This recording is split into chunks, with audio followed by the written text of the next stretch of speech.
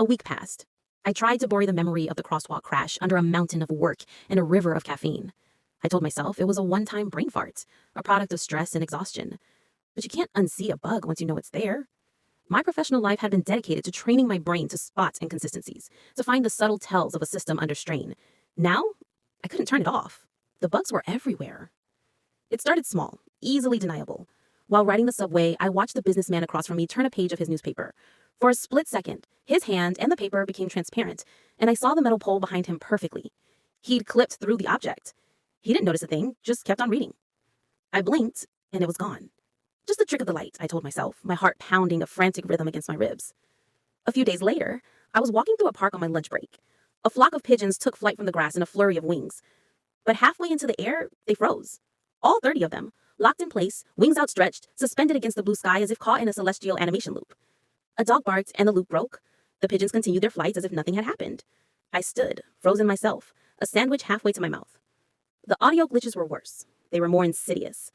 I'd be in a meeting, and my boss's voice would repeat the last 2 words of his sentence 3 times, perfectly, with the exact same inflection. Need this report by Friday, Friday, Friday. I'd flinch, looking around the conference table, but the other team members just nodded along, their expressions unchanged. They hadn't heard it. The audio stream was corrupted on my end only. I was becoming a QA tester for reality, and the bug list was growing at an alarming rate. The stress was eating me alive.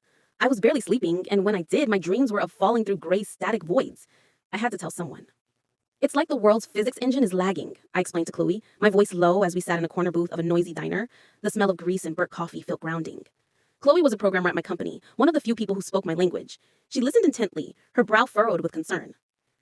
So, you're saying you saw a guy clip through a lamppost? She asked, trying to wrap her head around it. Not the whole guy, just his shoulder for a frame or two. And the pigeons. It was a classic animation stall. The system couldn't handle that many moving objects at once and just hung for a second. I was using my professional vocabulary because it was the only way I could articulate the sheer wrongness of it all without sounding completely insane. Alex, she said gently, placing her hand over mine. I think you need to see a doctor, a neurologist. You're describing symptoms of severe neurological distress. Your job, you spend all day looking for errors in fake worlds. It makes sense that your brain, under all this stress, might start projecting that logic onto the real world. It's a complex stress response. I wanted to believe her. God, I wanted to believe I was just sick. It was the saner, safer option. I promised her. I'd make an appointment. But I knew what I was seeing wasn't in my head. It was in the world. The moment that shattered my hope for a simple medical explanation came that night. I was in my bathroom brushing my teeth. I stared at my own reflection in the mirror, my movements dull and automatic. I spat into the sink and looked up. My reflection was still brushing its teeth. It lagged a full, terrifying second behind my own movement. I stood there, frozen in place, watching the ghost me in the mirror finish the motion, spit into the sink, and then look up, its eyes meeting mine. For that single second of temporal disconnect, the world felt thin. The space between me and my reflection was distorted, like heat haze or corrupted data. And in that distortion, in the corner of the mirror, I saw it. It wasn't me.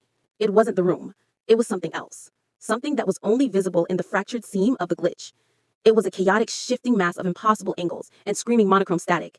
It had no shape, no form my brain could process, only a horrifying sense of presence. It was a geometry that hurt to look at, a being made of pure error. Then the lag corrected itself. My reflection snapped into sync with my own body. The thing in the corner of the mirror vanished. The glitch was patched. I stumbled back, hitting the wall, a choked gasp escaping my lips. A cold, profound dread, far deeper than any fear I had ever known, settled into my bones. I had been worried about the bugs, but now I knew. Something was living in the bugs. Something was looking through.